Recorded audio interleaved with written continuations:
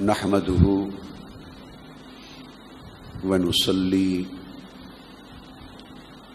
ونسلم على سيدنا ومولانا محمد النبي الأمي وعلى آله الطيبين الطاهرين وصحبه الكرام المتقين المخلصين والتابعين ومن تابعهم بإحسان إلى يوم الدين. أما بعد، فأعوذ بالله من الشيطان الرجيم. بسم الله الرحمن الرحيم.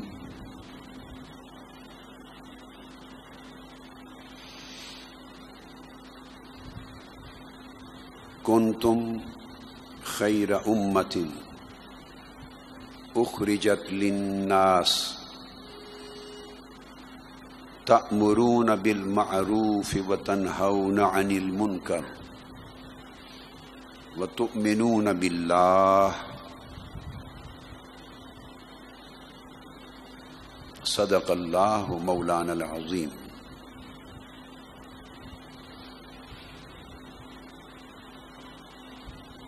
معزز مشائخ و علماء کرام،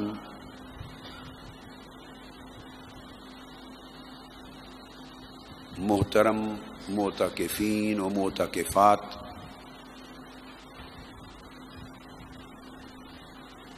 جملہ خواتین و حضرات،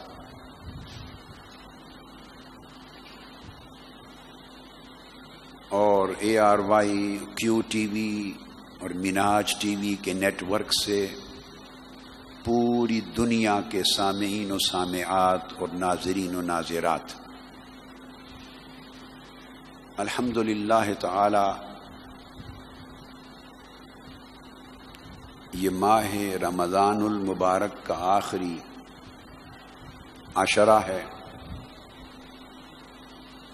اور آج جمعۃ الوداع ہے۔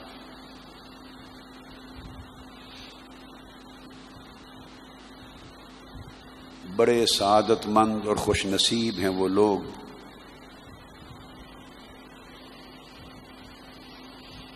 جنہیں زندگی میں اس بار پھر رمضان المبارک کی برکتیں نصیب ہوئیں، اور وہ آخری عشرہ کی خصوصی رحمتوں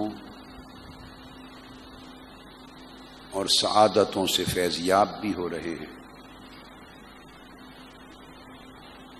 آج جمعۃ المبارک کے اس اجتماع میں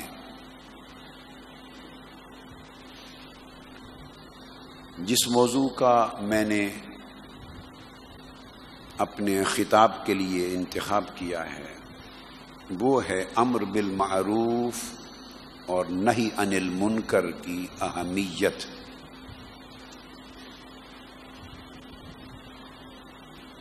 آپ جانتے ہیں کہ اس آخری عشرہ رمضان میں منہاج القرآن کی اس مرکزی اعتکاف گاہ میں، جہاں عالم اسلام کا حرمین شریفین کے بعد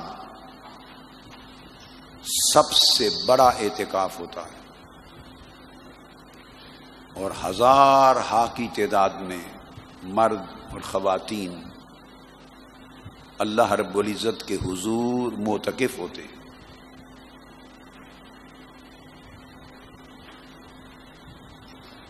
اعتکاف کی ان 10 راتوں میں ہماری گفتگو موضوعات کے اعتبار سے سلسلہ وار چلتی۔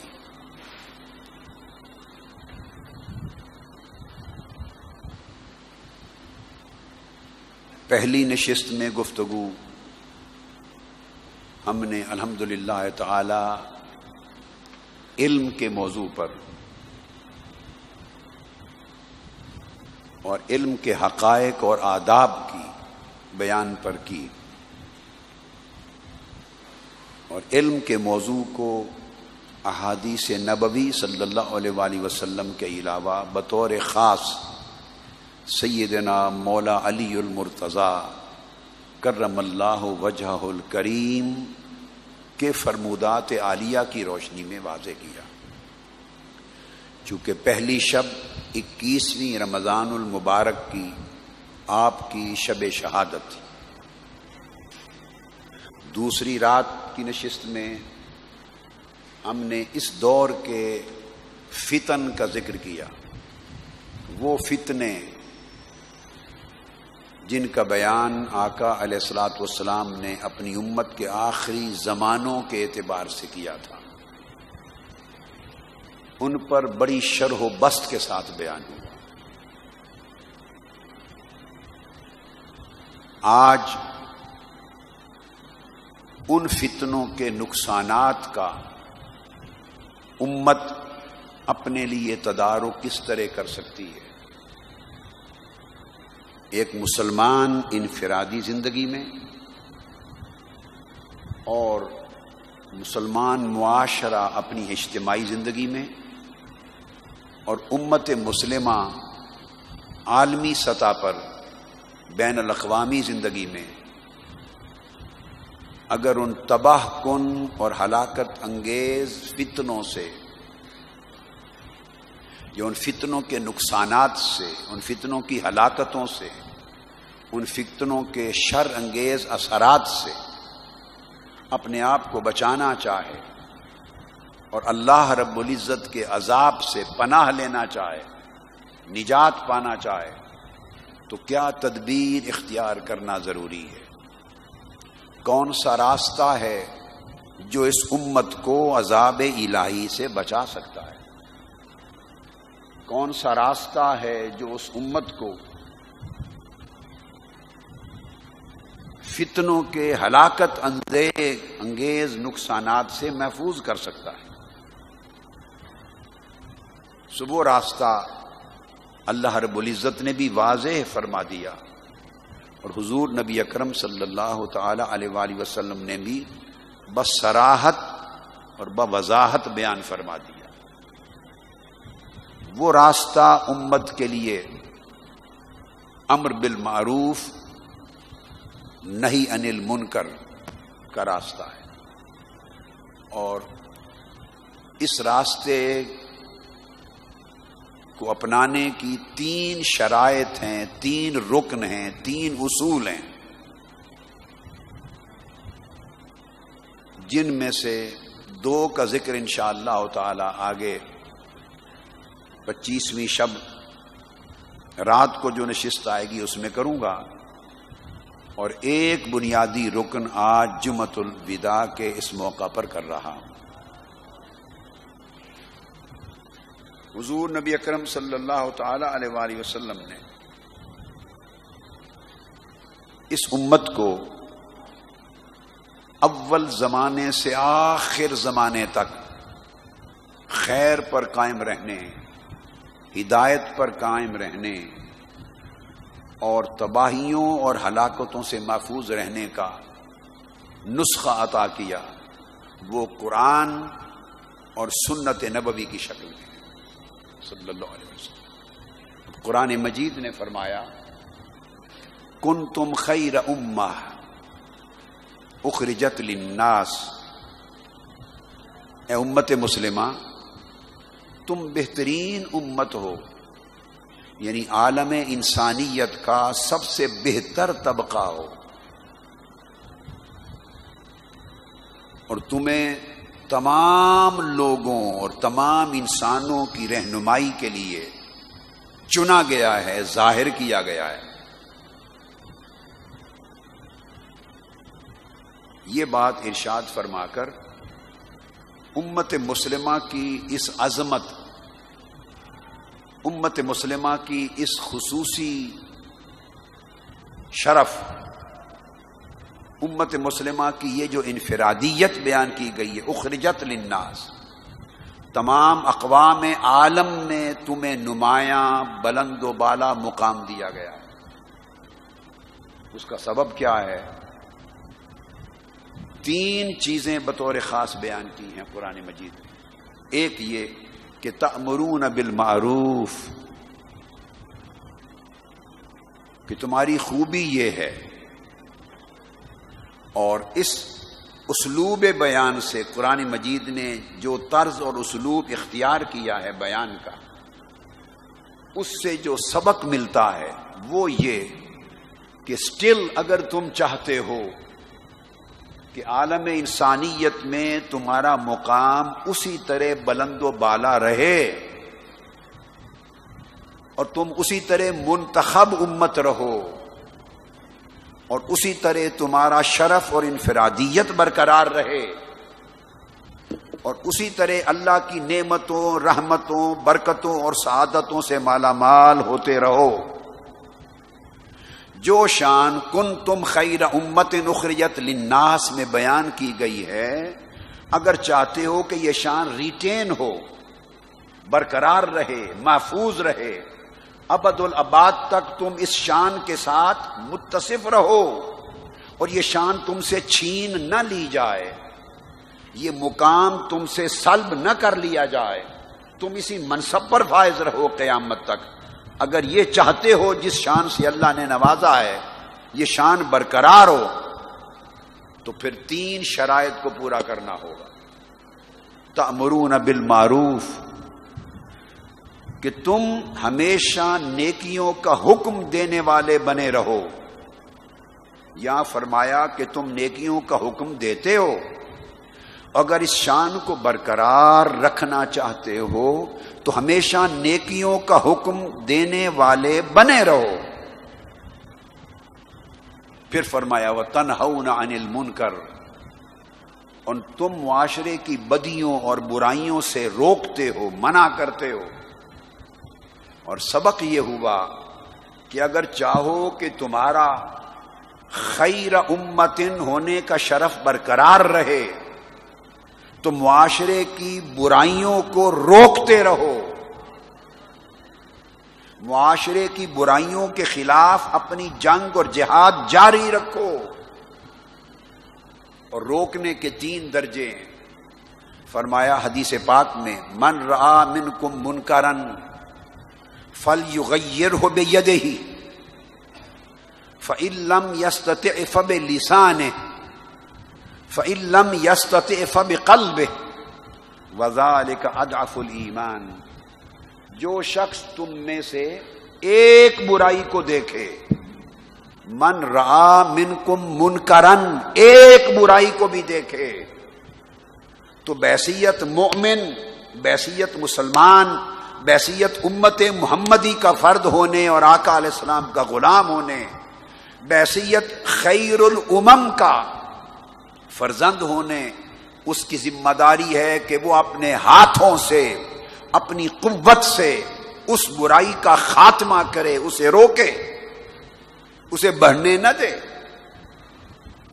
اور اگر تمہارے اندر یہ طاقت نہ ہو، ایک برائی کو دیکھے تو اسے روکے، اور جہاں سارا معاشرہ برائیوں کے ساتھ بھر گیا ہو، جہاں اوپر سے نیچے تک برائیوں کا راج ہو گیا ہو، جہاں لوگوں کے گھروں میں، سڑکوں پر، بازاروں میں، معیشت میں، معاشرت میں، سیاست میں، ثقافت میں، تہذیب میں، اخلاق میں، نجی زندگی میں، اجتماعی زندگی میں، زندگی کے ہر گوشے اور ہر حال میں بدی ہی بدی نظر آئے اور نیکی کا خاتمہ کر دیا گیا ہو، ہر طرف جھوٹ ہو، مکر ہو، فریب ہو، دجل ہو، لوٹ مار ہو، کذب ہو، ظلم ہو، قتل و غارت گری ہو، دہشت گردی ہو، حرام خوری ہو، خیانت ہو، دیانت کا خاتمہ ہو، جہاں سارا معاشرہ ان برائیوں کی آماج گاہ بن گیا ہو، تو پھر ایک برائی کو روکنے کے لیے فرمایا فَلْيُغَيِّرْهُ بِيَدِهِ، امت مسلمہ کا ہر فرد سنے اور پاکستانی قوم کا ہر شخص سنے، جس نبی کا کلمہ پڑھتے ہو، تاجدار کائنات کے امتی ہونے کا نام لیتے ہو، ہمیں آج آقا علیہ الصلوۃ والسلام اور قرآن مجید ہماری غیرت دینی کو جھنجھوڑ رہے ہیں، ہمارے سوئے ہوئے ایمان کو بیدار کر رہے ہیں، ہم غفلت کی نیند سوئے ہیں، ہمیں بیدار کر کے بتایا جا رہا ہے ایک برائی اگر چھانے لگے تو فَلْيُغَيِّرْهُ بِيَدِهِ، گونگے بن کے نہ بیٹھے رہو، بے حس بے ضمیر اور بے غیرت بن کے نہ بیٹھے رہو کہ گھر میں بیٹھ کر باتیں کرو اور برائی کا راج بڑھتا چلا جائے. نہیں، اگر تمہارے دست و بازو میں قوت ہے تو فَلْيُغَيِّرْهُ، صرف روکو نہیں بلکہ بدی کو نیکی سے بدل ڈالو. فَلْيُغَيِّرْهُ، بدی کو نیکی سے بدل ڈالو، شر کو خیر سے بدل ڈالو، ظلم کو عدل سے بدل ڈالو طاقت کے ساتھ. فَإِن لَّمْ يَسْتَطِعْ فَبِلِسَانِهِ، اور اگر سمجھو کہ مر گئے ہیں، آپ کے دست و بازو میں طاقت نہیں رہی، آپ اٹھ نہیں سکتے، کھڑے نہیں ہو سکتے، انفرادی اور اجتماعی قوت کے ساتھ بدی کا مقابلہ نہیں کر سکتے، اگر اتنا ہی حال ہو گیا ہے تو کم سے کم اپنی آواز بلند کرو بدی کے خلاف. جو قوم نہ بدی کے خلاف لڑے نہ بدی کے خلاف اٹھے اور آواز بلند کرے، اس قوم کو اللہ اور اس کے رسول نے اپنے عذاب کا مستحق ٹھہرایا، اللہ کے عذاب کا. فرمایا امت محمدی ہونے کا جو شرف ہے، جو ترہ امتیاز ہے، اس کی نمایاں خصوصیت یہ ہے کہ تم اپنے معاشرے میں امر بالمعروف کا فریضہ انجام دو، نیکیوں کو پھیلاؤ، نیکیوں کی اشاعت کرو، اور صرف اشاعت نہ کرو، تأمرون، حکم دو. امر کے لیے، حکم دینے کے لیے ایک نظام وضع کیا جاتا ہے، تنظیم ہوتی ہے، جماعتیں بنائی جاتی ہیں، قوت کو اکٹھا کیا جاتا ہے، فکر کو، عمل کو، تدبیر کو ایک نظام کی شکل دی جاتی ہے، تب جا کے ایک اجتماعی قوت پیدا ہوتی ہے. فرمایا تأمرون بالمعروف، یعنی امر دو، حکم دو نیکیوں کا، وتنہون عن المنکر، اور برائیوں سے روکتے ہو. ایک طرف نیکی کو معاشرے میں پھیلانا ہے، دوسری طرف بدی کو معاشرے سے مٹانا ہے، روکنا ہے، مٹانا ہے. اور اس کے بعد تیسرے درجے پر ارشاد فرمایا قرآن مجید میں وَتُؤْمِنُونَ بِاللَّهِ، اور تم اللہ پر ایمان بھی لاتے ہو. خواتین و حضرات، یہ بات توجہ طلب ہے کہ امر بالمعروف کو سب سے پہلے رکھا، نہی عن المنکر کو، نیکیوں کا حکم دینا، اس کا ذکر سب سے پہلے کیا. اب یہ ترتیب قرآن کی ہے، میں نے نہیں بنائی. سورہ آل عمران کی آیت نمبر 110 ہے.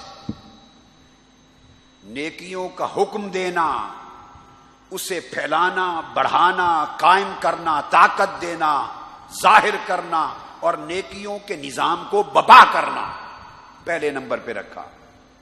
وَتَنْهَوْنَ عَنِ الْمُنْكَرِ، اور بدی کے خلاف لڑنا، شر کے خلاف کھڑے ہو جانا، اور شر کو مٹانا، شر کا خاتمہ کرنا، اور بدی اور برائی سے معاشرے کو پاک صاف کرنا. اس کو دوسرے نمبر پہ بیان کیا. امر و نہی کو بیان کرنے کے بعد تیسرے نمبر پر فرمایا وَتُؤْمِنُونَ بِاللَّهِ، اور تم اللہ پر ایمان بھی رکھتے ہو. ایمان باللہ، اب اصولاً تو اس کا ذکر سب سے پہلے آنا چاہیے تھا. بھئی ہر بات تو شروع ہی ایمان سے ہوتی ہے، اگر ایمان ہی نہیں ہے تو آگے کام کیا ہوگا. مگر اللہ رب العزت نے ترتیب یہ دی کہ تؤمنون باللہ کو بعد میں بیان کیا، امر اور نہی کو پہلے. اس کی وجہ کیا ہے؟ اللہ تبارک و تعالی نے امت کو تدبیر سکھائی ہے، تدبیر سکھائی ہے. وہ یہ کہ کنتم خیر امت، جب حضور علیہ السلام کی امت میں تم شامل ہو گئے تو ایمان والے تو ہو گئے. کنتم خیر امت، جب آقا علیہ السلام کے امتی بن گئے تو ایمان کی نعمت تو تمہیں مل گئی، مسلمان تو ہو گئے. مگر اب اللہ پاک تدبیر یہ سکھا رہے ہیں کہ اس ایمان کو بچایا کیسے جائے، اب اس ایمان کی حفاظت کیسے دی جائے۔ اللہ نے حضور علیہ السلام کا امتی بنا کر تمہیں ایمان کی دولت سے سرفراز تو فرما دیا، تم مومن ہو گئے، تمہیں ایمان کی دولت مل گئی، خیر امتن کا فرد ہو گئے۔ اب سوال یہ ہے کہ یہ ایمان جو اللہ نے تمہیں دیا اسے بچانے کی فکر بھی ہونی چاہیے یا نہیں؟ آپ کے پاس تھوڑا سا سونا ہونا، تھوڑا سا، تو اس کو بھی بڑا محفوظ تالوں میں رکھتے ہیں، تدبیر کرتے ہیں حفاظت کی۔ 4 پیسے ہوں بینک میں رکھتے ہیں، محفوظ کرتے ہیں پیسوں کی حفاظت کی۔ زمین ہو رجسٹری کروا کے 4 دیواری لگا کے تدبیر کرتے ہیں حفاظت کی کہ قبضہ گروپ سے بچ جائے۔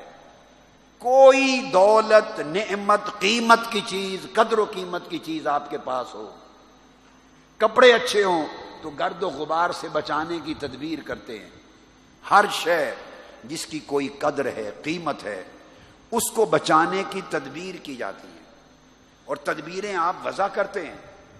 اللہ رب العزت نے بھی ایک دولت ہمیں عطا کی ہے، اور وہ ایسی دولت ہے کہ کائنات کے بڑے بڑے قطعات اراضی، زمینیں اس کی قدر و قیمت کا مقابلہ نہیں کر سکتی۔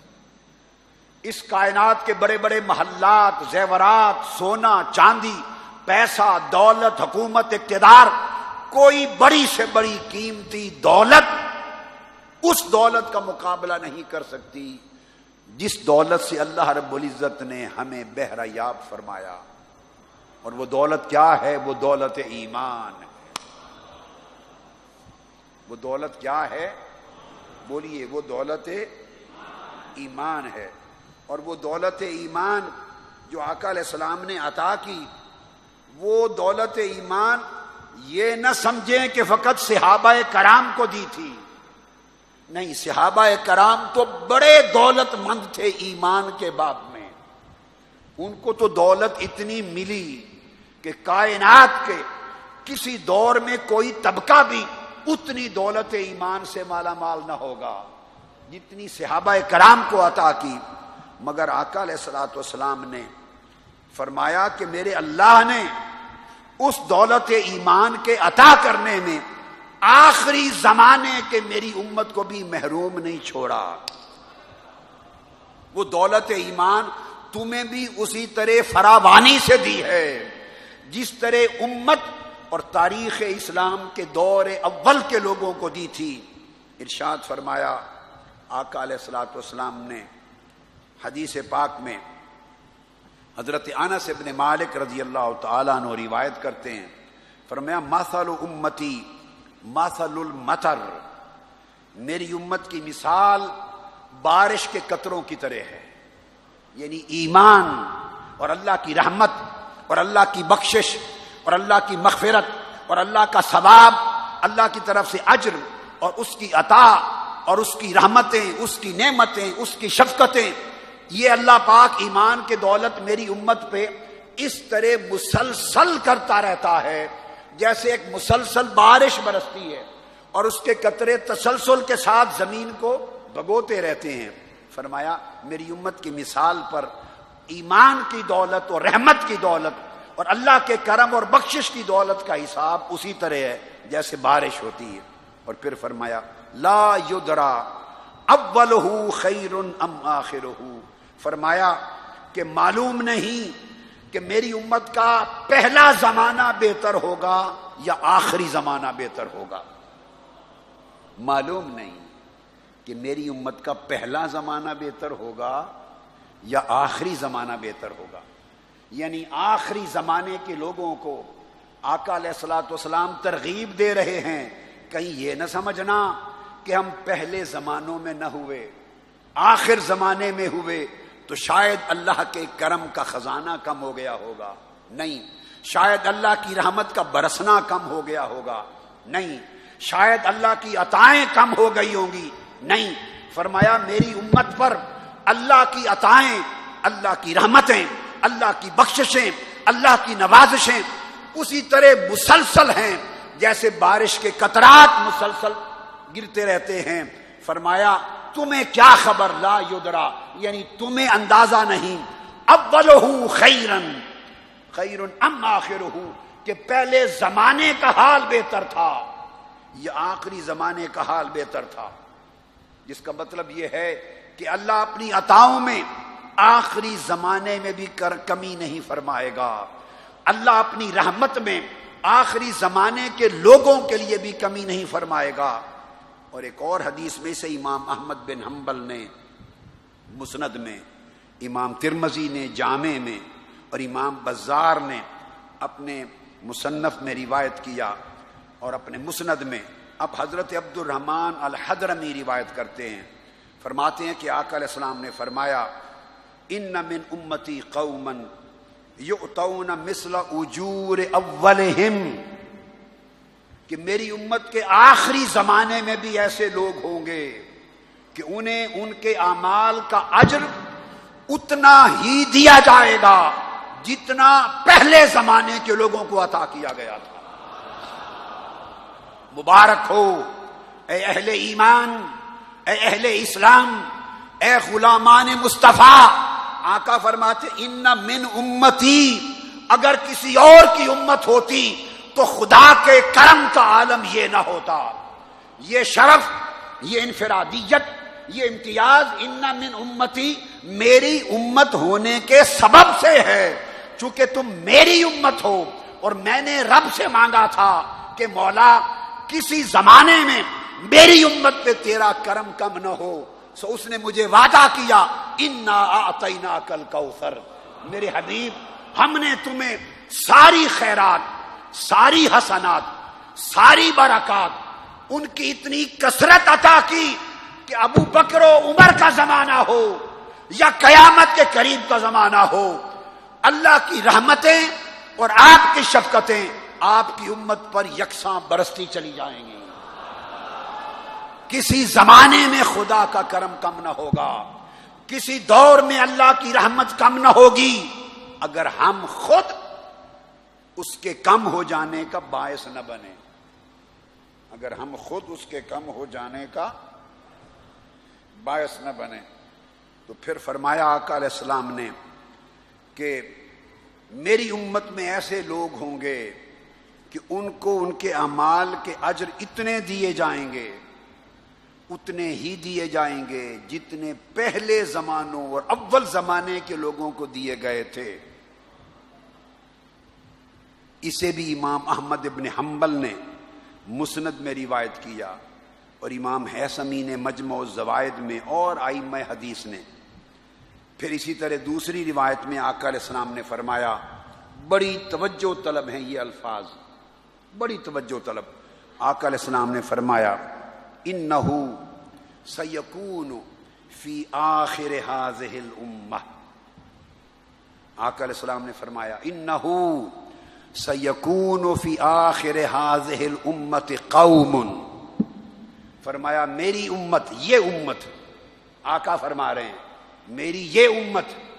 یہاں ایک عقیدے کا نقطہ بھی بیان کر دوں، ہذہ، ہذا اور ہذہ، یہ جو ضمیر ہے یہ قریب کے لیے، حاضر کے لیے، قریب کے لیے ہے۔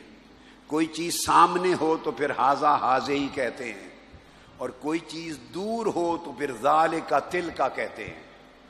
سامنے حاضر کے لیے ہذا ہذہ ہی کہتے ہیں۔ جب آقا علیہ السلام یہ فرما رہے تھے، آج سے 1500 سال پہلے فرما رہے تھے، اور کھڑے تھے شہر مدینہ مسجد نبوی کے منبر پر، کھڑے وہاں تھے، آپ سمجھ رہے میری بات، اور مخاطب ابو بکر و عمر تھے، عثمان و علی تھے، ابن عمر ابن مسعود تھے، بلال و سلیمان سلمان تھے، سامنے آقا علیہ السلام کے صحابہ کرام کی جماعت بیٹھی تھی، اور ذکر کر رہے تھے حضور قیامت سے پہلے امت کے آخری دور کا، ذکر فرما رہے تھے آخری دور کا۔ اور کیا فرما رہے ہیں؟ فرما رہے ہیں انہ فی آخر ہذہ الامہ، میری اس امت کے آخری زمانے میں۔ اس کا مطلب یہ ہے کہ یہ دور و نزدیک ہمارے لیے ہے، جس وقت آقا فرما رہے تھے جیسے صحابہ کو تک رہے تھے ویسے آپ کو بھی تک رہے تھے.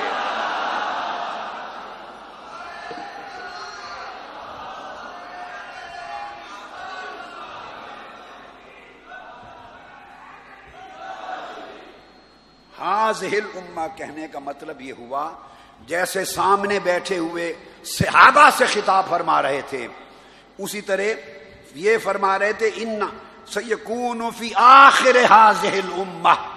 اس کا مطلب یہ ہے کہ مخاطب صرف اس مسجد نبوی یا ریاض الجنہ میں بیٹھے ہوئے چند سو صحابہ نہ تھے. اگر وہ چند سو صحابہ ہوتے تو آخر ہاذہ الامہ کا کلمہ نہ فرماتے. مخاطب ساری امت تھی. لفظ حاضی ہی فرمایا تو پتا چلا کہ دور صحابہ ہو یا آج کا دور ہو سن 2013 کا جب آپ اعتکاف میں بیٹھے ہیں, جب پوری امت پوری دنیا اسلام میں مساجد میں اعتکاف میں بیٹھی ہے اور خواہ قیامت تک کا مسلمانوں کا دور ہو, آقا علیہ السلام کے سامنے ہر زمانہ اسی طرح آنکھوں کے سامنے حاضر ہے جس طرح صحابہ کرام مصطفیٰ کے سامنے حاضر تھے. اور آقا اپنی امت کے ہر دور کو تک رہے تھے, دیکھ رہے تھے, مخاطب فرما کے کہہ رہے تھے سیکون فی آخر ہاذہ الامہ قوم, میری اس امت کے آخری زمانے میں جماعتیں ہوں گی. آخری زمانے میں طبقات ہوں گے, جماعتیں ہوں گی. لہم مثل اجر اولہم. اب اول کون بیٹھے تھے؟ اول آخر کا اشارہ ہماری طرف تھا. آخر ہاذہ الامہ کا اشارہ قیامت تک بعد کے زمانے کے مسلمانوں کی طرف تھا. اور اولہم یہ اشارہ ان کی طرف تھا جو مصطفیٰ کے سامنے بیٹھے تھے, جو دور صحابہ کے لوگ تھے, جو دور تابعین کے لوگ تھے, جو سامنے تھے, وہ اولہم تھے. اور ہم اور ہمارے بعد کے زمانے کے مسلمان یہ آخر ہاذہ الامہ تھے. فرمایا ایسی جماعتیں آئیں گی, ایسے لوگ آئیں گے میری اس امت کے آخری زمانوں میں. لہم مثل اجر اولہم, میرے صحابیوں سن لو, ہوں گے آخری زمانے میں مگر ان کو اتنا ہی اجر عطا کیا جائے گا جتنا اجر آج کے زمانے میں تمہیں عطا کیا جا رہا ہے. جتنا میری امت کے دور اول میں اللہ پاک جتنا ڈھیروں اجر عطا فرما رہا ہے, اسی کی مثل آخری زمانے میں میرے غلاموں کو اجر عطا ہوگا. عرض کیا یا رسول اللہ وہ کیا کام کریں گے, ان کی خوبی کیا ہوگی, وہ کیا کام کریں گے؟ کہ آخری زمانے میں جب ایمان کمزور ہوگا لوگوں کا, فتنے زیادہ ہوں گے, گمراہیاں ہوں گی, فسق و فجور ہوگا, تو آخری زمانے میں آپ کی امت کے لوگوں کو وہ کون سے اعمال ہوں گے کہ انہیں اتنا ہی اجر عطا کیا جائے گا جتنا آج اول زمانے میں ہمیں عطا ہو رہا ہے؟ ایک سوال تھا. تو آقا علیہ السلام نے فرمایا وہ جو اجر آپ کے اول زمانے کے برابر عطا کیا جائے گا وہ اجر سن لو کس چیز پر ہوگا. فرمایا لہم مثل اجر اولہم, ان آخری زمانے کے لوگوں کا اجر میری امت کے اول دور کے لوگوں کے برابر ہوگا. کس وجہ سے؟ یأمرون بالمعروف, کہ اس دور کے حکمران بد ہوں گے, اشرار ہوں گے, کرپٹ ہوں گے, خائن ہوں گے, لٹیرے ہوں گے, ڈاکو ہوں گے, چور ہوں گے, غاصب ہوں گے, طاقتور ہوں گے. لوگ کمزور ہوں گے, محروم ہوں گے, ایمان کمزور ہوگا, ہر طرف شراب ہوگی, بدکاری ہوگی, ظلم ہوگا, طغیانی ہوگی, نافرمانی ہوگی, معاشرے میں فسق و فجور ہوگا, بدی ہی بدی کا راج ہوگا, جدھر دیکھو گے برائی برائی نظر آئے گی.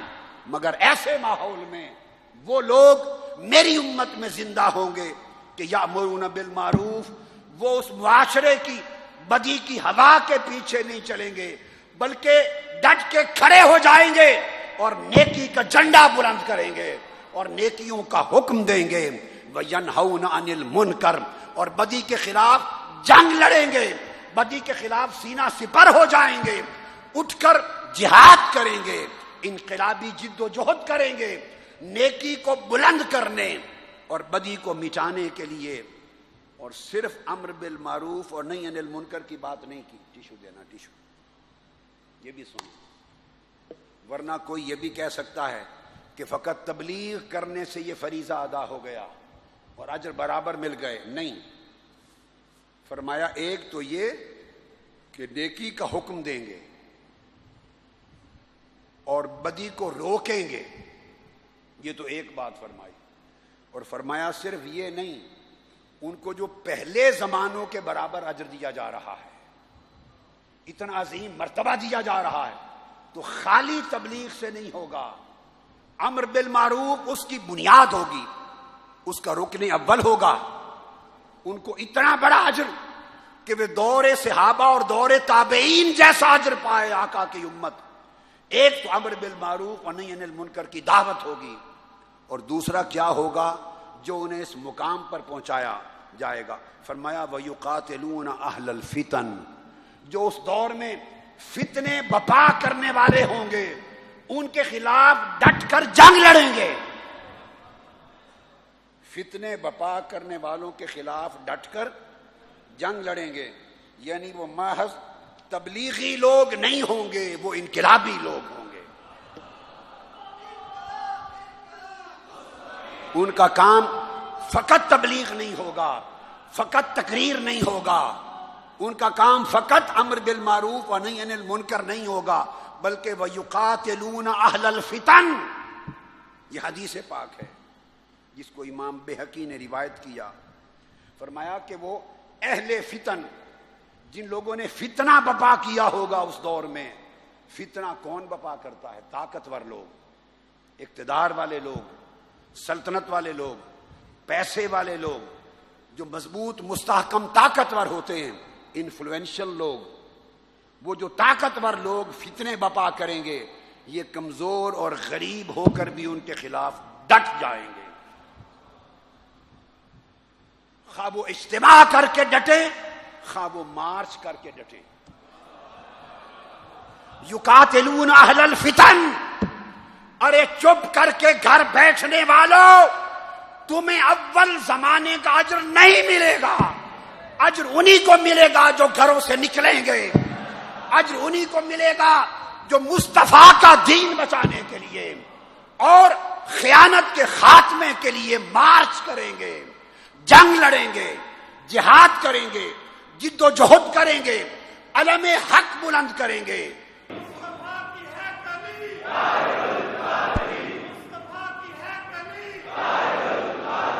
بسم اللہ الرحمن الرحیم، بسم اللہ الرحمن الرحیم۔ تو میں یہ عرض کر رہا تھا کہ آقا علیہ السلام نے صحابہ کرام سے فرمایا کہ اس وجہ سے ان لوگوں کو آخری زمانے میں ہو کر قوم، ان طبقات کو، ان جماعتوں کو آخری زمانے میں ہو کر اول زمانے کے لوگوں جیسا اجر ملے گا، کیونکہ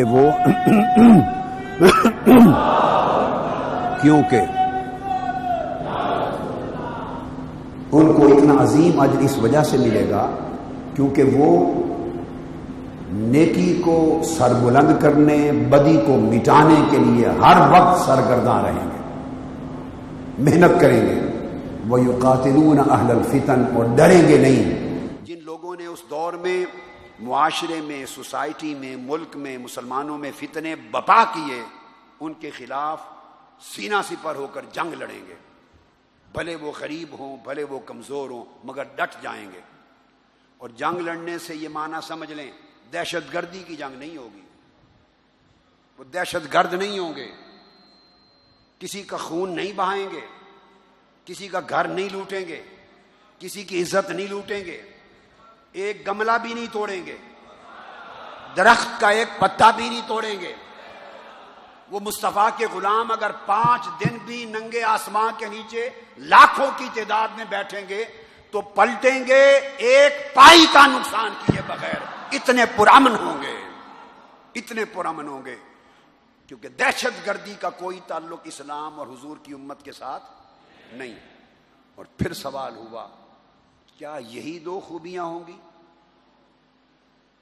ایک سوال پیدا ہوتا ہے. امر بالمعروف بھی ہو گئی، نہی عن المنکر بھی ہو گیا، اور اہل فتنہ بپا کرنے والوں کے خلاف ایک منظم جنگ بھی ہو گئی. ان کی کوئی اور بھی علامت ہے آقا ان کی کوئی اور بھی خاص علامت ہے؟ کئی جماعتیں ہو سکتی ہیں یہ دعویٰ کرنے والی، کئی لوگ ہو سکتے ہیں جو کہیں کہ ہم بھی یہ کرتے ہیں، کوئی خاص علامت بھی ہے؟ تو میرے آقا نے فرمایا ہاں خاص علامت بھی ہے. اس علامت کے ذریعے پھر تم سب دعویٰ کرنے والوں میں ان کو چن سکتے ہو. وہ کیا؟ متفق علیہ حدیث کوٹ کر رہا ہوں، ابو ہریرہ رضی اللہ تعالیٰ عنہ راوی ہیں. آقا نے فرمایا وہ خاص علامت سن لو، والذی نفس محمد بیدہ صلی اللہ علیہ وسلم، اس رب کی قسم جس کے قبضہ قدرت میں محمد کی جان ہے صلی اللہ تعالی علیہ وآلہ وسلم، لَيَأْتِيَنَّ عَلَىٰ أَحَدِكُمْ يَوْمٌ وَلَا يَرَانِي، تم لوگوں پر ایسا زمانہ آئے گا اور میری امت میں وہ دور آئے گا، وہ لوگ آئیں گے، وہ مسلمان آئیں گے جنہوں نے مجھے دیکھا نہیں ہوگا. آخر زمانے میں آئیں گے، مجھے نہیں دیکھا ہوگا. ثم لئن یرانی احب الی من اہلہ ومالہ معہم، مگر میرے عاشق بہت ہوں گے، مجھ سے محبت بہت کریں گے، اور میری ذات کے ساتھ ان کے عشق و محبت کا عالم یہ ہوگا وہ کہیں گے مولا ہمارا سارا مال و دولت بھی لے لے، گھر بار بھی لے لے، تجارت و کاروبار بھی لے لے، ہماری اولاد بھی لے لے، جو کچھ ہمارے ساتھ ہے سب کچھ قربان کرتے ہیں، ایک بار مصطفیٰ کا مکھڑا دکھا دے، میرا رخ تکنے کے لیے، میرے ایک دیدار کے لیے سب کچھ لٹانے پر تیار ہوں گے. یہ ان کی علامت ہوگی. پھر تم پہچان لو گے کہ امر بالمعروف بھی کریں، نہی عن المنکر بھی کریں، اہل فتن کے خلاف جنگ بھی لڑیں، اور ایسا دعویٰ کرنے والے اگر کئی ہوں تو ان میں دیکھو کہ پھر ان میں عاشقان مصطفیٰ کون ہیں جو اپنا تن من دھن مال اولاد سب کچھ ایک مصطفیٰ کے دیدار مکھڑے کے دیدار پہ لٹا دیں. اور پھر آقا نے فرمایا، صحیح مسلم کی روایت ہے، یہ بھی حدیث صحیح حضرت ابو ہریرہ سے رضی اللہ تعالی عنہ، آقا نے بات اور کھول دی، فرمایا من اشد امتی لی حبا ناس یکونون بعدی، میرے بعد کے زمانوں میں جب لوگ آئیں گے، آخر امت کی بات کرتے ہوئے فرمایا ان کا عالم یہ ہوگا کہ میرے ساتھ انہیں بڑی شدید محبت ہوگی،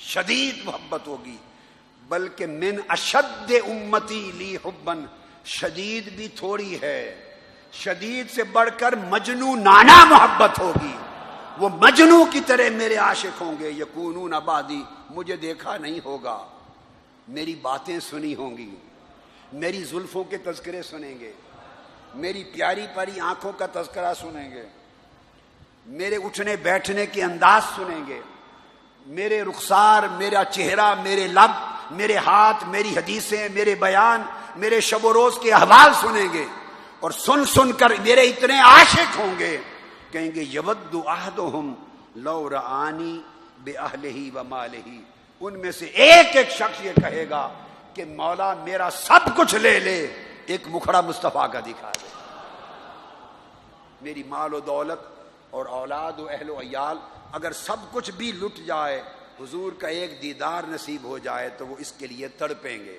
فرمایا امر بالمعروف اور نہی عن المنکر کرنے والوں میں اور فتنہ بپا کرنے والوں کے ساتھ جنگ کرنے والوں میں اگر کئی جماعتیں اور لوگ ایسے ہوں تو ان میں پھر تلاش کرنا کہ میرا عاشق کون ہے، جو عاشقان رسول ہوں اور ان شرائط کو پورا کریں. فرمایا ان کو وہی اجر ملے گا جو اول زمانے میں ملتا ہے.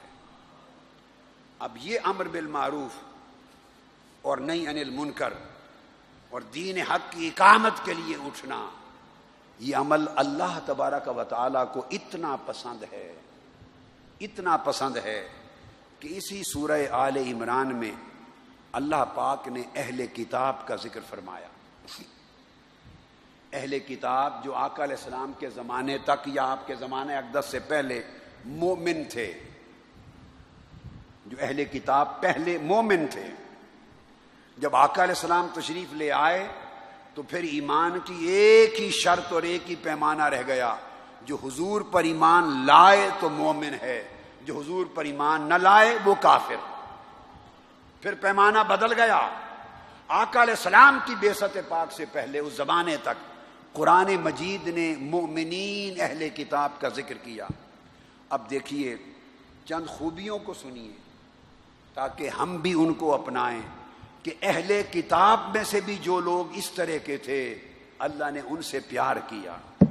ہائے ہائے ہائے، اللہ نے ان سے پیار کیا، ان کی تعریف کی اور فرمایا کتنا خوبصورت پیار بھرا انداز ہے. فرمایا لیسو سواء من اہل الکتاب، لوگو سارے اہل کتاب کو ایک جیسا نہ جانو. ہائے ہائے ہائے، یہ یہود و نصارہ تھے اہل کتاب. فرمایا سب اہل کتاب جو ہیں سب کو ایک ہی کھاتے میں شمار نہ کرنا، سارے ایک جیسے نہیں ہیں. یہ کتنا پیار بھرا انداز ہے. کوئی کسی کو بچانا چاہے تو اس سے بات شروع کرتا ہے، بھائی تم تو انہیں جو بھی جانتے ہو سو جانتے ہو مگر سب ایک جیسے نہیں ہیں. کیا ہیں؟ فرمایا لیسو سواء، سب ایک جیسے نہیں. من اہل الکتاب امۃ قائمۃ، ہائے ہائے، ان اہل کتاب میں کچھ لوگ اور کچھ طبقات ایسے بھی ہیں جو راتوں کو قیام کرتے. اب امر بالمعروف و نہی عن المنکر کا پورا پیکج سمجھا رہا ہوں، پورا پیکج، کہ خالی ایک کام سے کام نہیں چلتا. اللہ رب العزت نے ایک پورا فارمولہ، پورا پیکج دیا ہے. سب شرائط اکٹھی پوری ہوں تو نتائج پیدا ہوتے ہیں. فرمایا امۃ قائمۃ، ایک طبقہ ایسا بھی ہے جو اب تک رات کے اندھیروں میں قیام کرتا ہے، جو اٹھ کر قیام کرتے ہیں. تو اللہ کو رات کا قیام کرنا بڑا پسند ہے. اے اہل فتن کے خلاف جنگ لڑنے والوں، اگر اپنی جنگ کو نتیجہ خیز بنانا چاہتے ہو اور اپنے اجر اول زمانے کے لوگوں کے برابر کرنا چاہتے ہو تو راتوں کو اٹھنے والے بن جاؤ، راتوں کو قیام، اللہ کے لیے قیام کرنے والے بن جاؤ. امۃ قائمۃ، امت ہے جو حق پر قائم ہے. اس کا معنی آگے آ رہا ہے، متصل بیان کر رہا ہوں. جو آج تک حق پر قائم ہے.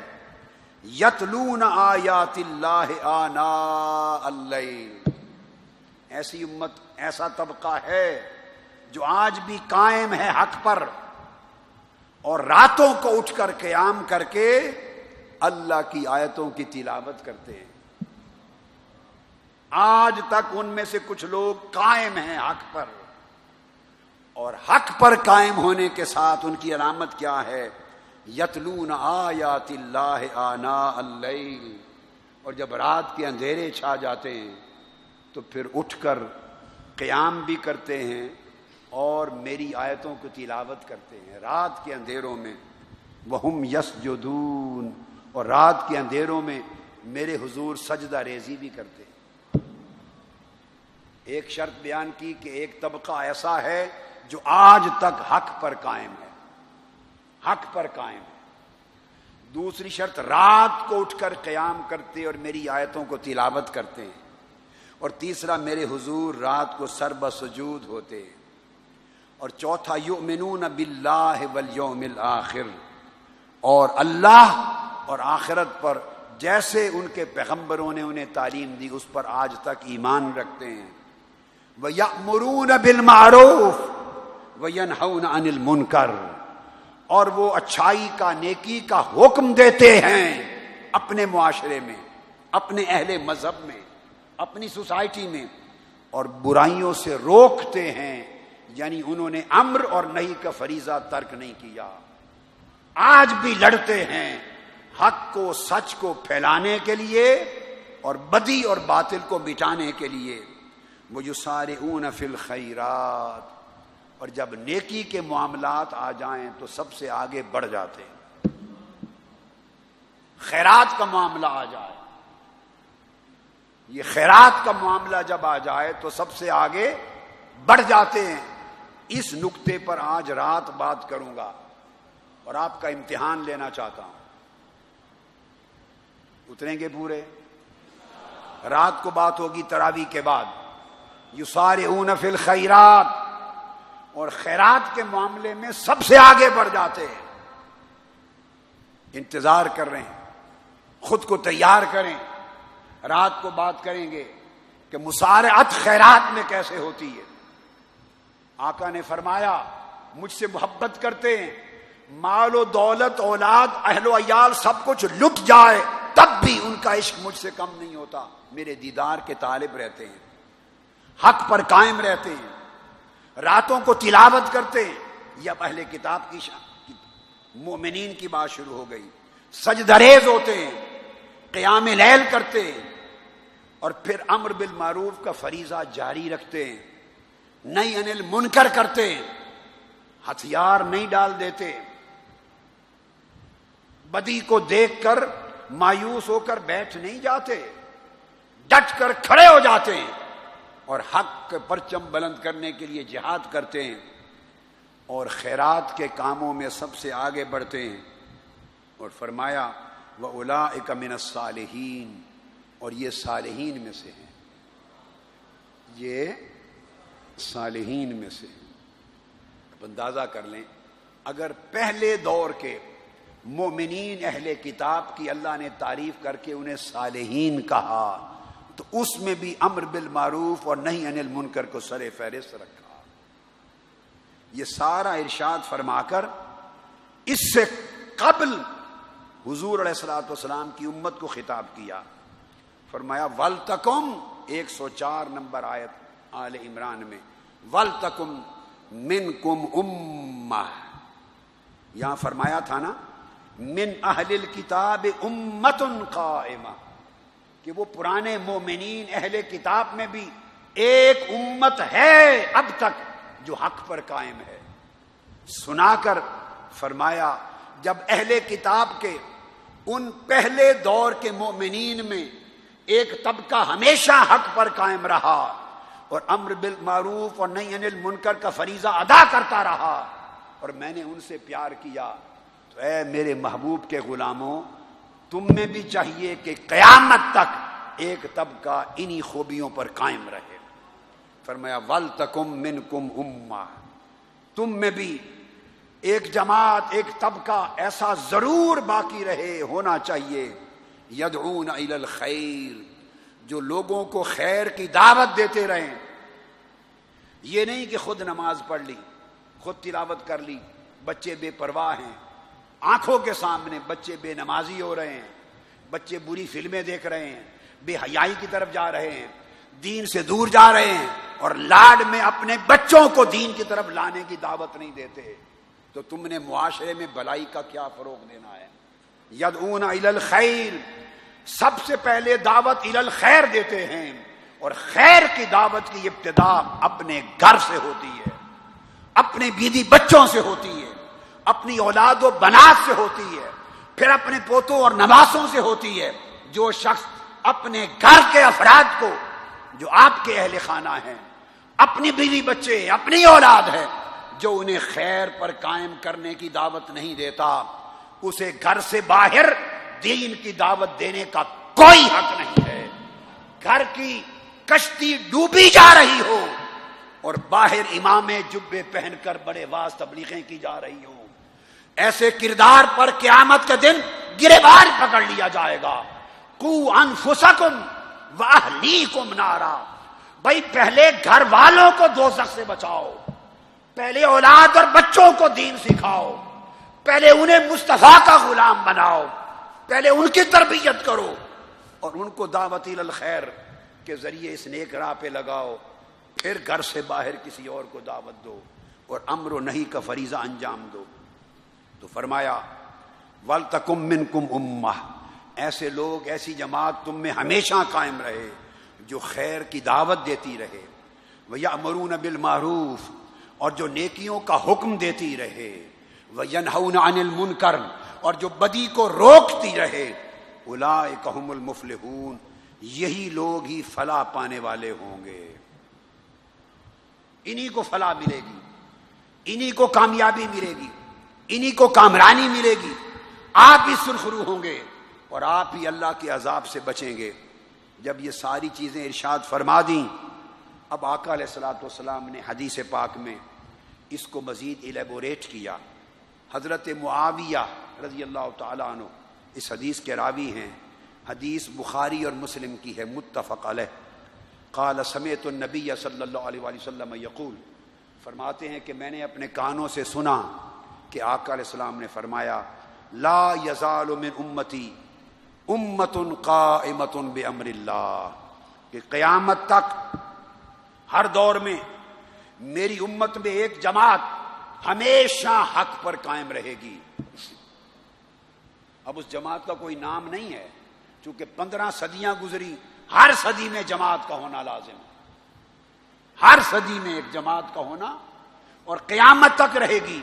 جب قیامت آئے گی اس وقت بھی حق پر قائم رہنے والی ایک جماعت ہوگی، اور وہ جماعت سیدنا امام محمد مہدی علیہ السلام کے ساتھ ہوگی، ان کی اقتداء میں جنگ لڑے گی، اور سیدنا عیسیٰ علیہ السلام قیادت فرما رہے ہوں گے، اور حق پر قائم جماعت سیدنا عیسیٰ مسیح علیہ السلام اور سیدنا امام محمد مہدی علیہ السلام کی قیادت میں دجال کے لشکروں سے جنگ لڑے گی، اور دجال کو باب لد کے مقام پر قتل کر دے گی اور حق کو سر بلند کرے گی۔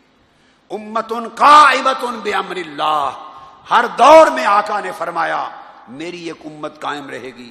تو آپ نے دیکھ لی نا تعریف کہ محض دعوت دینے اور تبلیغ کرنے سے اس حکم کی ادائیگی مکمل نہیں ہوتی۔ جب امام مہدی آئیں گے فقط دعوت اور تبلیغ نہیں ہوگی، وہ صاحب علم ہوں گے، وہ صاحب جہاد ہوں گے، دجال کی دجالی قوتوں کے ساتھ جنگ لڑیں گے اور اسلام کی سلطنت کو پوری کائنات میں قائم کریں گے۔ یہ دعوت و تبلیغ بھی ہے، امر و نہی بھی ہے، قتال اہل فتن بھی ہے، اور بیک وقت جو میں نے بتایا حق کو سر بلند کرنے کی انقلابی جد و جہد بھی ہے۔ فرمایا ایک جماعت ہر دور میں حق پر قائم ہوگی، لا یضرہم من خذلہم ولا من خالفہم۔ اب یہاں ایک بڑی عجیب نشانی بیان کی، کھول کھول کے میرے آقا نے بات سمجھا دی تاکہ شک و شبہ نہ رہے۔ فرمایا وہ جماعت جو حق پر قائم ہوگی، امر بالمعروف کا فریضہ ادا کرے گی، نہی عن المنکر کا فرض ادا کرے گی، اور دعوت الی الخیر دے گی، اور معاشرے میں نیکی کو بپا کرنے کی جنگ لڑے گی، اس کی ایک اور علامت یہ ہوگی کہ ایسی وہ جماعت نہیں ہوگی کہ کوئی بھی اس کی مخالفت نہ کرے۔ وہ جماعت ایسی نہیں ہو سکتی۔ یہ بھی میرا قول نہیں ہے، میں تاجدار کائنات کی حدیث سنا رہا ہوں، متفق علیہ حدیث بخاری و مسلم کی۔ وہ ایسے لوگ نہیں ہوں گے کہ ہر کوئی انہیں اچھا جانے، ہر کوئی اچھا نہیں جانے۔ جسے ہر کوئی اچھا جانے وہ کبھی اچھا نہیں ہو سکتا، جسے ہر کوئی اچھا کہے وہ اچھا، یہ اصول کی بات ہے۔ اگر ہر کوئی جسے اچھا کہے وہ اچھا ہوتا تو پیغمبروں کی مخالفت کوئی نہ کرتا، پھر تاجدار کائنات پر پتھر کوئی نہ مارتا، حضور پر تلواروں سے حملہ کوئی نہ کرتا، حضور کے رخسار کوئی نہ زخمی کرتا، حضور کو جادوگر کوئی نہ کہتا، حضور کو شاعر کوئی نہ کہتا، حضرت نوح کے خلاف پھر کوئی مخالفت نہ کرتا، حضرت ابراہیم کو گھر سے کوئی نہ نکالتا، حضرت موسیٰ کو وطن چھوڑ کے نہ جانا پڑتا، حضرت شعیب کے خلاف نہ ہوتے، حضرت صالح کی اونٹنیوں کی کونچے نہ کاٹتے۔ اگر اچھا کا معنی یہ ہے جسے ہر کوئی اچھا کہے، جسے ہر کوئی اچھا سمجھے، وہ شخص کبھی اچھا نہیں ہوتا، چونکہ ہر کوئی میں تو ظالم بھی ہے، مظلوم بھی ہے۔ جسے ظالم بھی اچھا جانے، مظلوم بھی اچھا جانے، وہ اچھا کہاں سے ہو گیا؟ جسے ڈاکو اور چور بھی اچھا کہے اور جو لٹ گیا ہے وہ بھی اچھا کہے، وہ اچھا کہاں سے ہوا؟ جسے قاتل بھی اچھا کہے اور مقتول کے وارث بھی اچھا کہیں، وہ اچھا کیسے بن گیا؟ جسے بد بھی اچھا کہیں، لٹیرا بھی اچھا کہے، بے ایمان شخص بھی اچھا کہے اور ایماندار کمزور بھی اچھا کہے، تو وہ اچھا؟ ارے اچھائی کا کوئی پیمانہ ہونا چاہیے۔ اچھائی کا پیمانہ وہ ہے جو انبیاء کی سیرت سے ہے کہ حق کے طلبگار اسے اچھا کہیں اور حق کا راستہ روکنے والے اسے گالی دیں، اسے برا کہیں۔ جیسے تمام انبیاء کے خلاف بڑے بڑے طاقتور لوگ ان کی مخالفت پہ اتر آئے، ان پر تہمتیں لگانے لگے، الزامات لگانے لگے، برا بھلا کہنے لگے، انہیں گھر سے نکالنے لگے، انہیں قتل کرتے رہے، شہید کرتے رہے۔ تو اچھے ہونے کی علامت ہے کہ اچھے اچھا کہیں اور برے برا کہیں، وہ اچھا ہوتا ہے۔ اچھے لوگ اچھا کہیں، کمزور لوگ اچھا کہیں، غریب لوگ اچھا کہیں، مظلوم لوگ اچھا کہیں، غربت کی آگ میں جلنے والے اچھا کہیں، دین سے محبت کرنے والے اچھا کہیں، غیرت والے اچھا کہیں، اور جو بے غیرت ہے وہ اس کو گالی دیں، لٹیرے گالی دیں، ڈاکو اور چور گالی دیں، حرام مال کھانے والے گالی دیں، ظلم کرنے والے گالی دیں۔ جب دونوں قسم کے رد عمل ہوں تب پیمانہ مقرر ہوتا ہے کہ اچھا کون ہے اور کون نہیں۔ اور جس کو ہر کوئی اچھا کہے وہ آقا علیہ السلام کی اس پیمانے پر وہ جماعت پوری نہیں اترتی۔ فرمایا ایک جماعت ہر دور میں ہوگی جو حق پر قائم ہوگی، اور اس کے حق پر قائم ہونے کی پہچان کیا ہے؟ لا یضرہم من خذلہم ولا من خالفہم، ان کی مخالفت بھی کی جائے گی، ان کی مخالفت بھی کی جائے گی اور انہیں ذلیل کرنے کی کوشش بھی کی جائے گی۔ دو لفظ بیان کیے حدیث میں، لا یضرہم من خذلہم، خذلہم، انہیں ذلیل کرنے کی کوشش بھی کی جائے گی، ان کی کریکٹر اسیسینیشن بھی کی جائے گی، کردار کشی بھی کی جائے گی، گالیاں بھی دی جائیں گی، تہمتیں بھی لگایا جائیں گی، انہیں ذلیل بنانے کی کوشش بھی ہوگی اور ان کی کھل کر مخالفت بھی کی جائے گی۔ مگر آقا نے فرمایا چونکہ حق پر قائم ہوں گے، نہ ذلیل کرنے کی کوشش کرنے والا انہیں ذلیل کر سکے گا اور نہ مخالفت کرنے والا ان کا بال بیکا کر سکے گا، انہیں نقصان کوئی نہیں پہنچا سکے گا۔ حتیٰ یاتیہم امر اللہ وہم علی ذالک، حتیٰ کہ اللہ کا امر یعنی قیامت کا دن آ جائے گا اور وہ بلا خوف و خطر اپنے حق کی راہ پر قائم ہوں گے۔ اب پھر یہی حدیث آگے متفق علیہ ایک اور روایت ہے، وہ بھی سنیے۔ اس میں 4 باتیں بڑی ایمان افروز ہیں۔ پہچان کرا دی کہ وہ حق کی دعوت دینے والی اور امر و نہی کا فریضہ انجام دینے والی جس جماعت سے حضور محبت کرتے ہیں اور جن کو اول زمانے کے اجر کی خوشخبری سنائی ہے اور جو ہر دور میں قیامت تک رہے گی، وہ کون سی ہے؟ فرمایا من یرد اللہ بہ خیرا یفقہہ فی الدین۔ ایک حدیث ہے پوری، اس کے 4 نقطے ہیں۔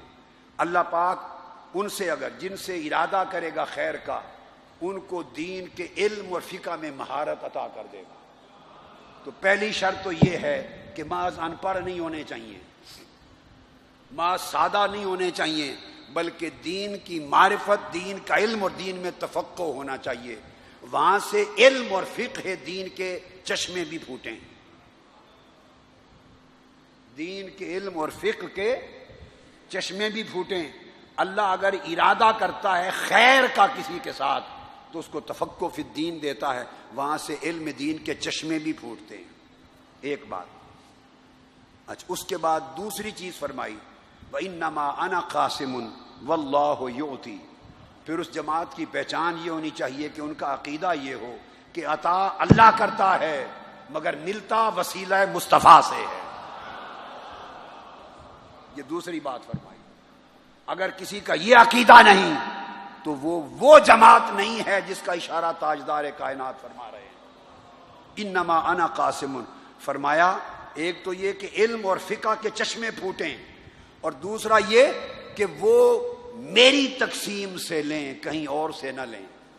ہائے ہائے ہائے. نہ وہ امریکہ سے لینے والے ہوں، نہ وہ اور ریاستوں سے لینے، عرب ریاستوں سے لینے والے ہوں، نہ وہ اور شیخوں سے لینے والے ہوں، نہ وہ انڈیا اور ایران سے لینے والے ہوں، نہ وہ برطانیہ اور یورپ سے لینے والے ہوں.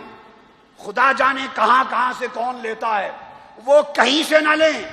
انما انا قاسم، وہ صرف مجھ سے لیتے ہو، وہ صرف مجھ سے لیتے ہو. مبارک ہو تمہیں اے تحریک منہاج القرآن کے کارکنوں. اللہ کی عزت کی قسم، آج 32 یا 33 سال ہو گئے منہاج القرآن کے قیام کو، 33واں سال ہے. اللہ کی عزت کی قسم اور تاجدار کائنات کے گنبد خضرا کی قسم، 33 سالوں میں میں نے اور آپ کی جماعت میں کسی سے کچھ نہیں لیا. جو لیا ہے گنبد خضرا سے لیا ہے.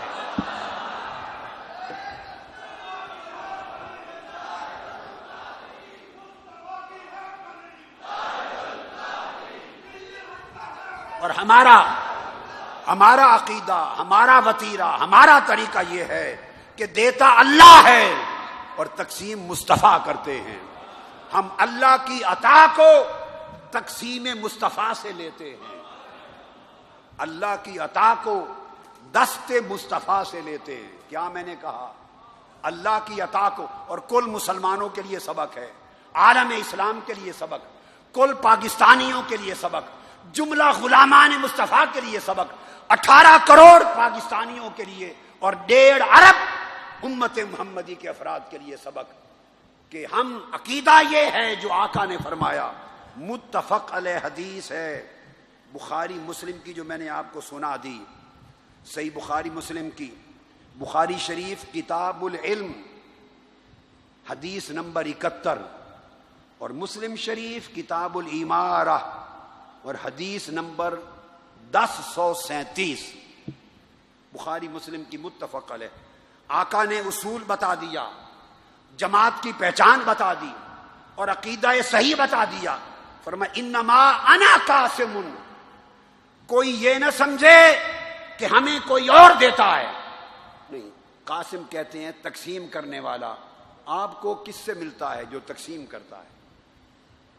فرمایا تم نے خدا کو نہیں دیکھا، تم نے خدا کو نہیں دیتا. واللہ یؤتی، دیتا تو اللہ ہے، عطا اللہ کرتا ہے. عقیدہ ہونا چاہیے. عطا 3 بار کہیے. عطا کون کرتا ہے؟ عطا اللہ کرتا ہے. کون؟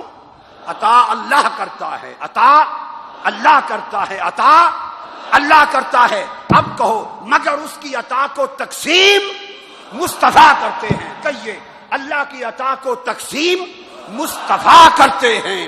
اللہ کی عطا کو تقسیم مصطفیٰ کرتے ہیں. تو گویا عطا خدا کی ہے اور تقسیم دست مصطفیٰ کی ہے. وہ جماعت حق پر ہوگی جس کا طریقہ یہ ہوگا کہ عطا خدا کی اور تقسیم دست مصطفیٰ کی.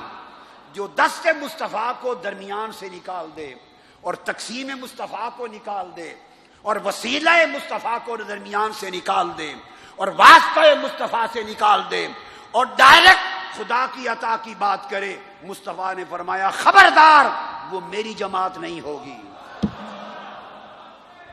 وہ اوروں کی جماعت ہوگی. ہر دور میں رہے ایسے، ہر دور میں.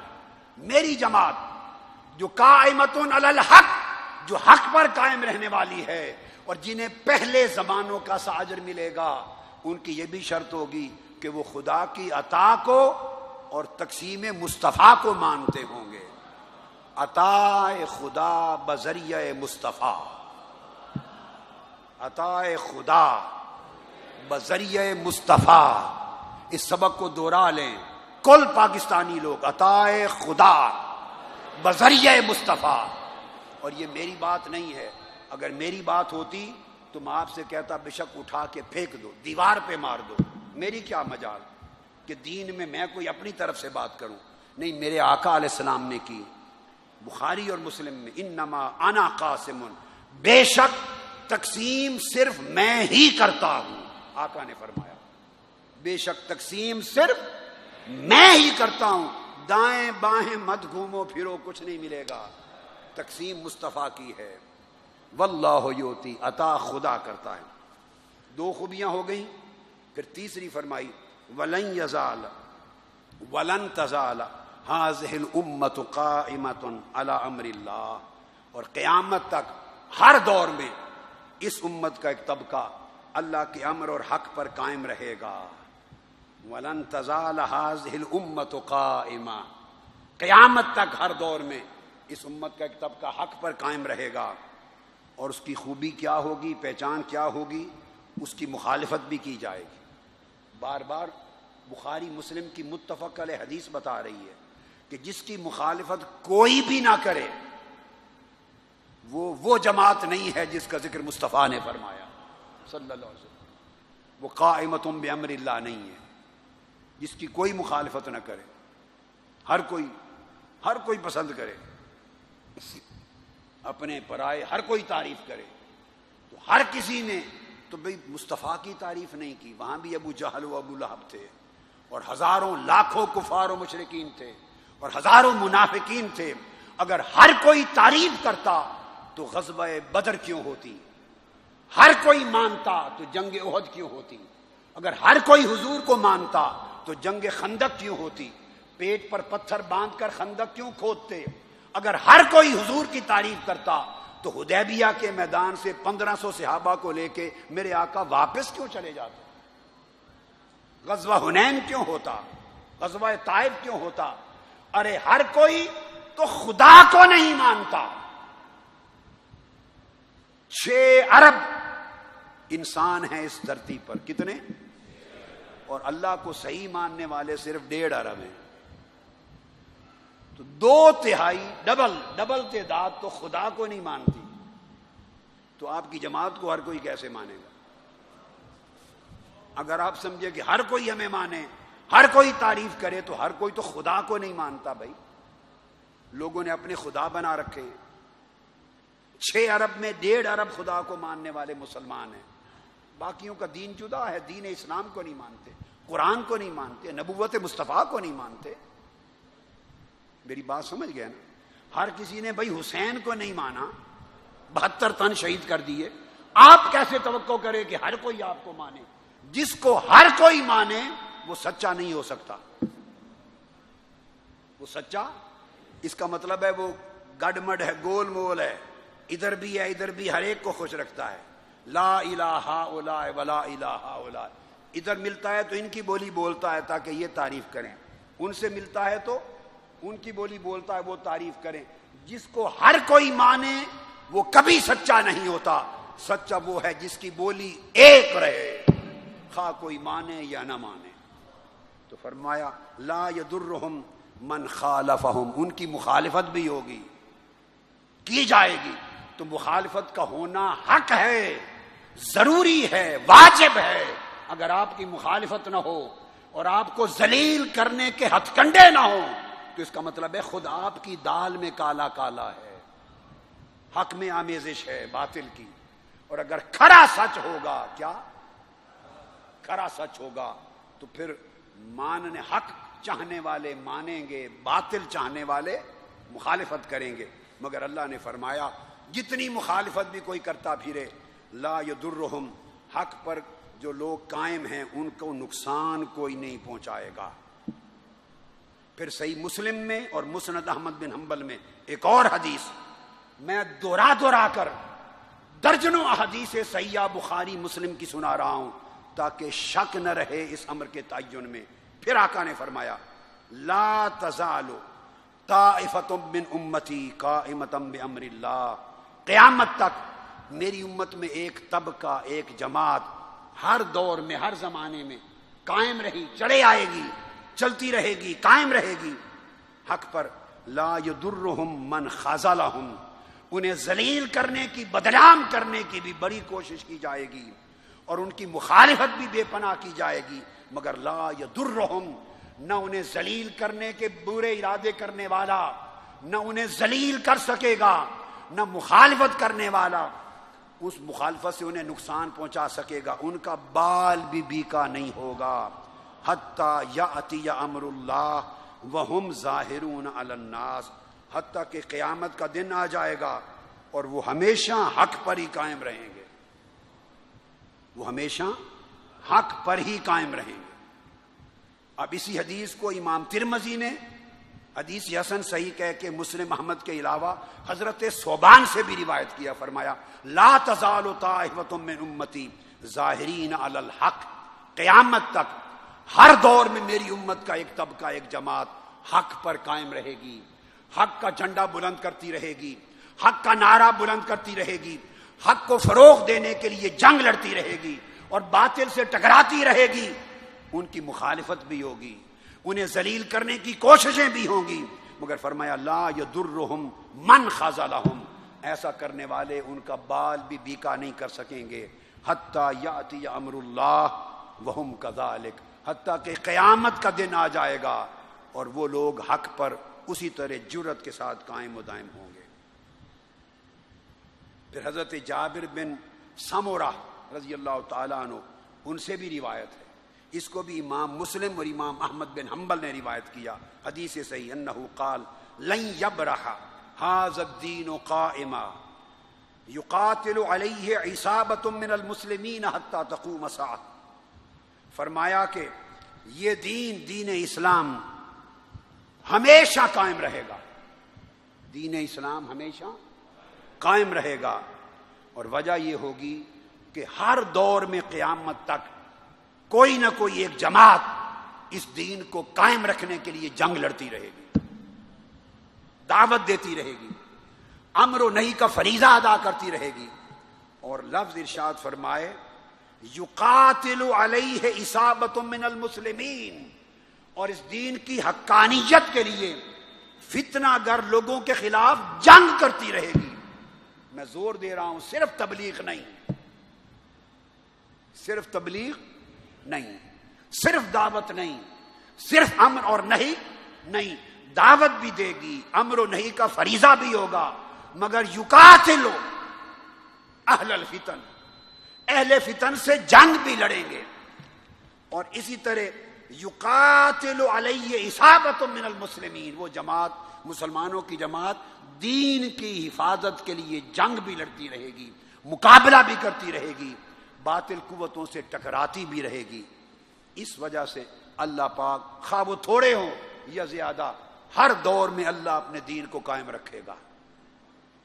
حاضرین محترم، تو اللہ تبارک و تعالی نے چونکہ اپنے دین کی بقا کی ضمانت دی ہے، انا نحن نزلنا الذکر وانا لہ لحافظون، جس طرح قرآن اللہ نے اتارا اس طرح دین اسلام اللہ نے بھیجا، اور قیامت تک اس دین کی حفاظت بھی اللہ نے کرنی ہے، اور دین کی حفاظت اللہ نے امت محمدیہ سے کرانی ہے، آقا علیہ السلام کی امت نے کرنی ہے، اور صاف ظاہر ہے امت کا ہر فرد حفاظت دین کے کام پر مشغول نہیں ہے۔ پھر اس لیے فرمایا کہ امت تو بہت ہوگی، مگر ہر دور میں میری امت میں ایک طبقہ، ایک جماعت، ہر زمانے ہر صدی میں ایسا ایک طبقہ رہے گا جو اس دین کی حمیت اور غیرت کے لیے جنگ لڑتا رہے گا، جو اقامت دین کا جھنڈا بلند کرتا رہے گا، اور اہل فتن اور خائن اور بددیانت لوگوں کے خلاف جو دین کی قدروں کو مٹا رہے ہوں گے، ان کے خلاف اس دین کو سر بلند کرنے کے لیے تن من دھن کی بازی لگاتا رہے گا اور جان و مال قربان کرتا رہے گا۔ ان کی جد و جہد اور جان و مال کی قربانی کے باعث جو میرے عاشق بھی ہوں گے، مجھ سے محبت بھی کریں گے، اخلاص بھی ہوگا، ان کی سبب سے اللہ پاک اس دین کی ہر دور میں حفاظت فرمائے گا، اور وہ لوگ عقیدے میں، محبت میں، اکتساب فیض میں مجھ سے جڑے رہیں گے، اللہ کی عطا دست مصطفیٰ سے لینے والے لوگ ہوں گے، اور پھر ان میں خوبیاں یہ ہوں گی کہ راتوں کو قیام کریں، پھر رات کے اندھیروں میں اللہ کی آیتوں کی تلاوت کریں اور سجدہ ریز ہوں، اور دلوں اور سینوں میں اللہ اور اس کے رسول کی محبت کے چراغ جلائیں۔ میری نصیحت اور درخواست یہ ہے، ان ساری خوبیوں کو پہلے سے کہیں زیادہ اپنے اندر جمع کر لو۔ اے پاکستانی قوم، اللہ کے عذاب لگاتار ہم پہ اتر رہے ہیں، آسمان اور زمین سے عذاب ہی عذاب ہیں.